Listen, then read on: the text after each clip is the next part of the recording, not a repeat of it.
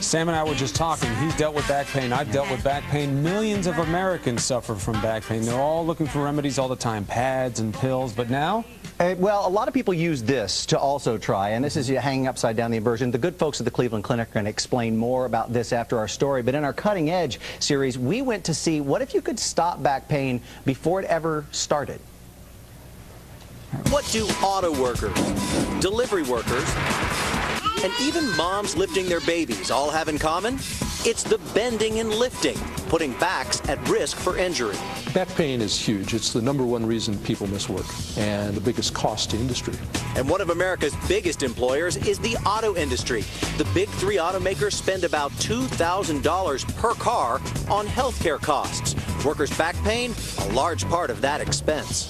These two white patches. For 25 years, Ohio State bioengineering professor William Marras has been researching the risks and causes of back injury, hoping his work will someday help some of the 85% of Americans who suffer from back pain at one point in their lives. Recently, one of those people? Me. So Professor Marras put me through the paces.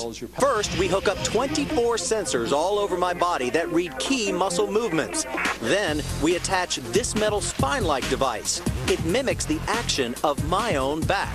Once we plug this all into our computer program, we do a lot of number crunching, and from there we can figure out exactly what the forces are like in your spine. Next, I head to a makeshift auto assembly line in his lab. This helps show how my back responds to stresses and strains. First, I do a drilling task from underneath the car. As you can see, one of the concerns here is there's not enough room for you to fit on here. Right. And so all the twisting and turning, we suspect, you're kind of like would cause a problem with the spine. Right under it. It is uncomfortable to be here in this position. So when you're here and then you have to move around to see it, there's no doubt about it that you feel stress on your lower back. Next, tilting the car on its side, 180 degrees. I'll try the task again. This time, I'm standing straight up. Well, how did that feel?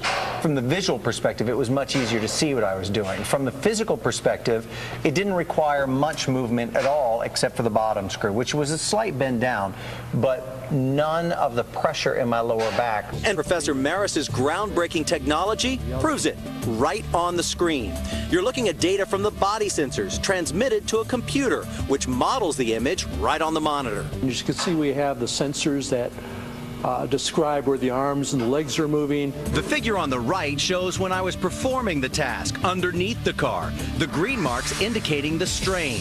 Those show that when you're working under the car, that you're actually performing this in a way that will cause excessive force on the spine. The figure on the left, when I was drilling standing up. I knew it felt better, but it shows no stress on my back. You can see these are entirely blue, so those forces are actually a lot more reasonable and do not have anywhere near the risk to your back. Marras's research showing how simple behavioral changes could stop back pain before it even starts. This technology could someday be applied to every chore involving lifting and bending. Someday. We'll wait for that. But right now, Gary Calabrese, everybody with the Cleveland Clinic, is here with this inversion table. Now, we